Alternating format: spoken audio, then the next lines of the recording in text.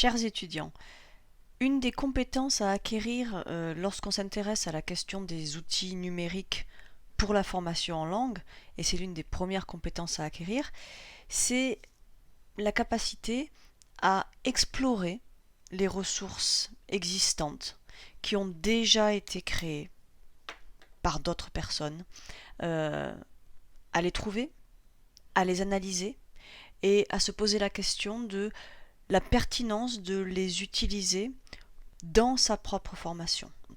Alors d'abord, on va se demander qu'est-ce que c'est qu'une ressource. Ensuite, quels sont les différents types de ressources dans des grandes définitions. Et puis, on va voir qu'est-ce que ça veut dire analyser une ressource. Ensuite, on pourra se poser la question de comment l'intégrer et à quel moment. Donc vous voyez l'ordre des choses. Trouver une ressource, l'analyser et ensuite se poser la question de comment l'intégrer à sa formation, dans quelle mesure. Alors, pour vous aider à réfléchir, je pense qu'il est important, je vous l'avais déjà dit lors de la classe virtuelle, je pense vraiment qu'il est important de revenir aux définitions. Qu'est-ce que ça veut dire ressources? Alors, sachez-le, pour les définitions, je prends en général, lorsque j'enseigne, pas lorsque je suis chercheur, mais lorsque j'enseigne, j'aime apprendre trois sources pour comprendre la définition d'un mot. J'aime bien le Larousse, qui est quand même un dictionnaire français classique. Je prends le Larousse en ligne. J'aime bien aller regarder sur Wikipédia, qui est quand même une source d'information souvent très riche, même si on ne connaît pas toujours les auteurs. Et puis surtout le CNRTL, qui est un outil, c'est le Centre national de ressources textuelles et lexicales, qui est un outil construit par des chercheurs. Donc par rapport à ces trois outils, on retrouve dans la définition de ressources, et là je vous lis ce qui se trouve sur mon grand écran, ici regardez, j'ai un deuxième écran qui me permet de travailler, la définition de ressources par le CNTRL. Le CNTRL indique que une ressource, donc groupe nominal substantif féminin au singulier, est un moyen permettant de se tirer d'embarras ou d'améliorer une situation difficile. Par exemple, quelqu'un dira « La fuite était ma seule ressource ». Donc on voit bien, c'est un moyen permettant de se tirer d'un embarras. Comme mot-clé, nous avons un moyen, c'est-à-dire quelque chose qui va nous servir à autre chose. Et dans cette définition, on retrouve l'idée de se aider les étudiants à passer une difficulté. Ça, c'est le premier point important dans la définition. Le CNTRL propose aussi une définition de ressources, cette fois-ci au pluriel. Donc par exemple, les ressources naturelles. On connaît très bien cette expression. Ici, la définition proposée est moyen dont dispose une personne, un pays, une région, une collectivité, et en général ce sont des moyens matériels. Donc on voit bien que dans cette définition aussi, on retrouve le plus important sur la ressource, qui est un moyen matériel pour accomplir quelque chose. De cette définition, de ces deux définitions, on peut comprendre donc qu'une ressource est un moyen, et que pour nous, on va essayer de voir en quoi ce moyen permet de dépasser un obstacle dans l'apprentissage des langues. Alors, déjà une remarque, on comprend bien que une seule ressource, toute seule, ne permettra jamais de dépasser l'obstacle énorme qui demande énormément de travail et qui comprend beaucoup d'aspects, qui est celui d'apprendre une langue de A à Z. Quand on nous fait croire que grâce à la méthode Assimil ou grâce à la méthode Duolingo, donc Assimil c'est une ancienne méthode qui se trouvait avec une cassette et des livres pour les plus anciens. La méthode Duolingo, allez sur internet, vous verrez, c'est une méthode où on nous fait faire des exercices de grammaire et on nous fait croire dans la communication que ces ressources vont nous aider à apprendre les langues de A à Z. Déjà en tant que professionnel, par rapport à ces définitions, on voit bien que apprendre une langue, c'est pas juste un obstacle, c'est tout un projet, et qu'une ressource seule ne pourra jamais nous aider, nous permettre d'atteindre l'ensemble du projet. Par contre, il peut être intéressant de considérer les ressources comme étant un moyen de dépasser un obstacle en particulier. Par exemple, on voit que les élèves ou les étudiants ont une difficulté à comprendre l'oral à un certain moment et à un certain niveau. Peut-être qu'une ressource va pouvoir aider d'une certaine manière à la compréhension de l'oral. Une autre ressource pourra être intéressante pour la production écrite. Une autre ressource encore pourra être intéressante pour la grammaire. Voilà, donc il faut déjà bien voir ça, c'est que les ressources, il n'y a pas de ressources magiques, chaque ressource devra être analysée en fonction de l'obstacle que l'on souhaite voir dépassé par nos élèves et nos étudiants.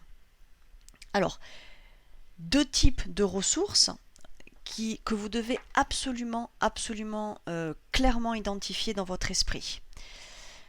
D'une part, les ressources construites spécifiquement pour l'apprentissage des langues, des ressources donc qui ont été conçues pour permettre à des personnes d'apprendre les langues. Quelques exemples de ressources, qu'elles soient analogiques, donc papier ou numériques. Eh bien, par exemple, les livres qu'utilisent les enseignants et les livres qu'utilisent les élèves pour apprendre l'anglais, qui sont composés d'exercices, d'activités, ce sont des ressources qui ont été construites spécifiquement pour l'apprentissage des langues. La méthode Assimil, la méthode Duolingo, Anglais facile qu'un certain G, et qu'une ressource seule ne pourra jamais nous aider, nous permettre d'atteindre l'ensemble du projet. Par contre, il peut être intéressant de considérer les ressources comme étant un moyen de dépasser un obstacle en particulier. Par exemple, on voit que les élèves ou les étudiants ont une difficulté à comprendre l'oral à un certain moment et à un certain niveau. Peut-être qu'une ressource va pouvoir aider d'une certaine manière à la compréhension de l'oral.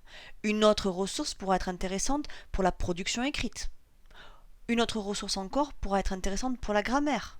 Voilà, donc il faut déjà bien voir ça, c'est que les ressources, il n'y a pas de ressources magiques, chaque ressource devra être analysée en fonction de l'obstacle que l'on souhaite voir dépassé par nos élèves et nos étudiants. Alors, deux types de ressources que vous devez absolument clairement identifier dans votre esprit. D'une part, les ressources construites spécifiquement pour l'apprentissage des langues, des ressources donc qui ont été conçues pour permettre à des personnes d'apprendre les langues. Quelques exemples de ressources, qu'elles soient analogiques, donc papier ou numériques. Eh bien, par exemple, les livres qu'utilisent les enseignants et les livres qu'utilisent les élèves pour apprendre l'anglais, qui sont composés d'exercices, d'activités, ce sont des ressources qui ont été construites spécifiquement pour l'apprentissage des langues. La méthode Assimil, la méthode Duolingo, Anglais facile, qu'un certain nombre d'entre vous connaissez peut-être sur Internet, sont des ressources qui ont été construites spécifiquement pour l'apprentissage des langues. C'est-à-dire que l'auteur de la ressource avait en tête un public d'apprenants des langues. Ça, c'est le premier type de ressource. Il vous faut pouvoir l'identifier. Le deuxième type de ressource, et on va beaucoup en parler tout au long de ce semestre, pas plus que l'autre, le deuxième type de ressources sont ce que l'on appelle les ressources authentiques, qui n'ont pas été construites pour l'apprentissage des langues, mais qui sont des ressources que nous considérons comme pouvant être pertinentes pour l'apprentissage des langues. Un exemple, vous allez sur YouTube, vous trouvez une vidéo en anglais sur un sujet qui intéresse vos étudiants. Cette vidéo est intéressante, vous la trouvez intéressante parce qu'elle est suffisamment courte, elle est suffisamment claire, elle est rigolote, donc motivante. Pour plein de raisons, vous estimez que cette vidéo va être intéressante pour vos étudiants, vous avez envie de la diffuser en cours, vous avez envie de l'exploiter. Il s'agit d'une ressource authentique qui n'a absolument pas été construite pour l'apprentissage des langues, mais il s'agit d'une ressource quand même. Quelle va être la différence entre ces deux types de ressources? Eh bien, la ressource construite spécifiquement pour l'apprentissage des langues, vous allez devoir l'analyser et voir comment intégrer certaines parties dans votre cours. Vous allez renvoyer l'étudiant ou l'élève vers ces parties-là, mais vous n'allez pas toucher à la ressource elle-même. Vous allez simplement guider l'étudiant pour l'utiliser, ou l'élève pour l'utiliser. Au contraire, la ressource authentique, vous allez devoir la didactiser, c'est-à-dire la préparer pour qu'elle soit accessible à l'étudiant. Si vous donnez la ressource authentique à l'étudiant telle qu'elle, elle risque d'être trop difficile d'abord.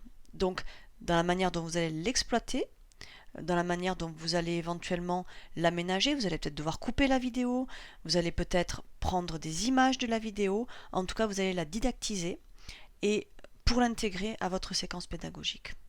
Donc, on a ici deux types de ressources extrêmement différents qu'il vous faut parfaitement comprendre.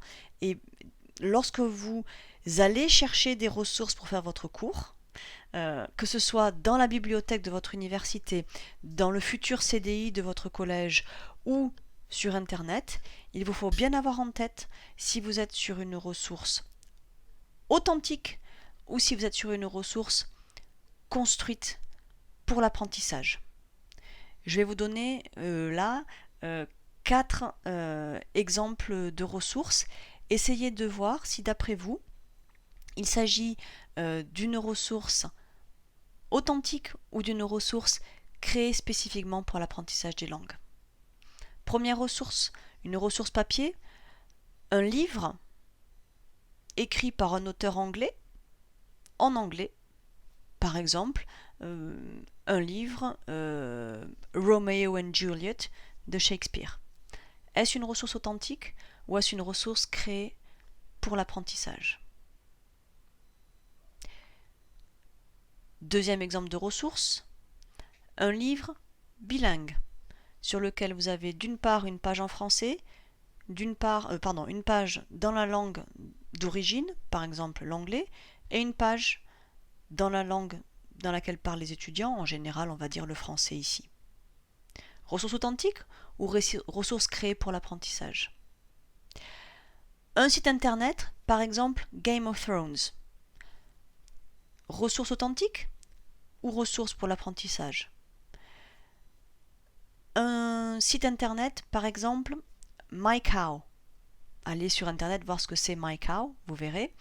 Est-ce une ressource authentique ou une ressource créée pour l'apprentissage?